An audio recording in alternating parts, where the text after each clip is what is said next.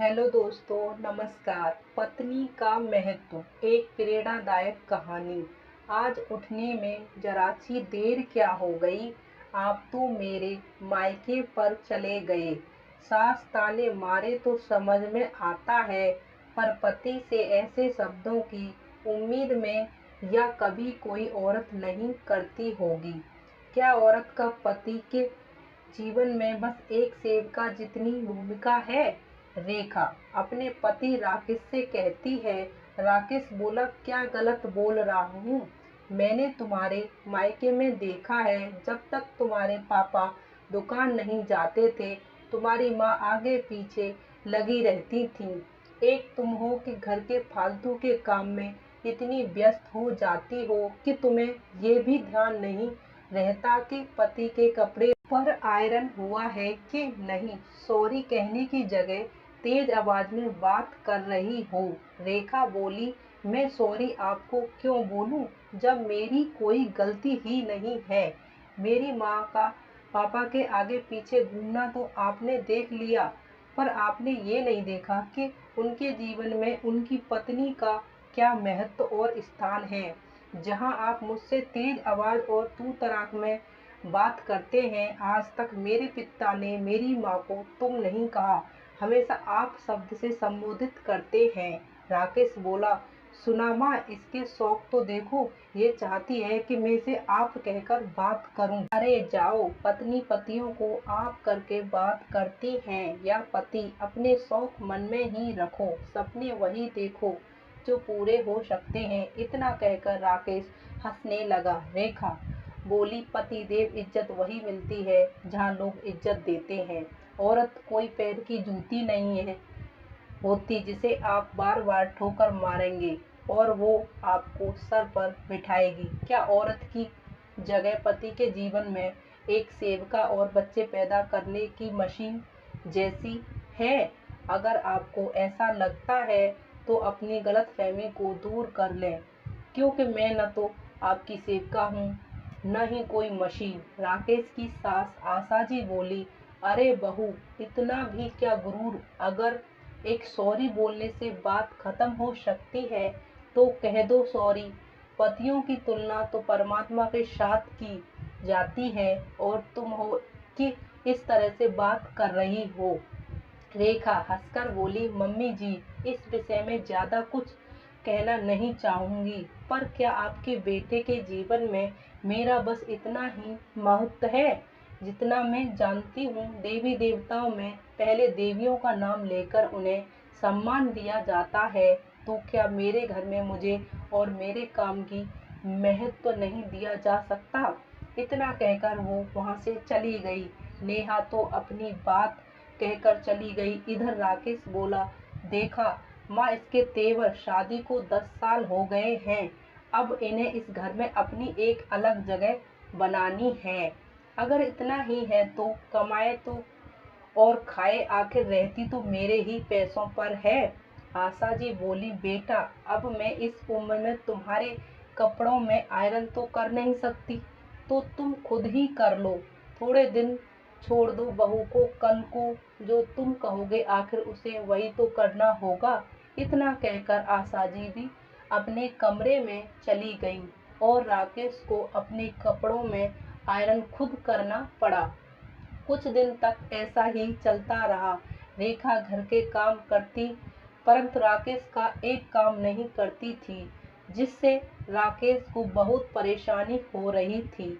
एक दिन आशा जी बोली, बहू, आखिर ये कब तक चलेगा? रेखा बोली, जब तक कि आपके बेटे को ये एहसास न हो जाए कि उनके जीवन और इस घर में मेरा भी कुछ महत्व है। कम से कम तब तक तो ऐसा ही चलने दीजिए। आशा जी हैरानी से रेखा को देखती रह गईं। एक दिन दफ्तर में राकेश का मित्र बोला, राकेश भाई, लगता है भाभी जी नाराज हैं, तभी आप आजकल ढंग के कपड़े नहीं पहनते और ना ही टिफिन लाते हो। राकेश को बहुत बुरा लगा। घर आकर उसने रेखा को सुनाते हुए माँ से कहा, माँ, पत्नी अपना कर्तव्य भले न निभाए, परंतु पति अपनी कमाई से पूरा घर चलाकर अपना फर्ज निभाता है।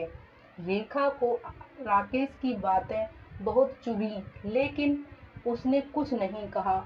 अगले दिन उसकी पड़ोसिन वर्षा बातों बातों में बोली, भाभी विज्ञान और गणित में आपकी पकड़ बहुत अच्छी है, तभी आपके दोनों बच्चों के अंक बहुत अच्छे आते हैं। आप किसी स्कूल में या फिर ट्यूशन क्लास क्यों नहीं शुरू करती? कमाई भी हो जाएगी और हमारा भी भला हो जाएगा। वहीं बैठी आशा जी बोली, वर्षा बेटा, मेरे राकेश की कमाई कोई कम है?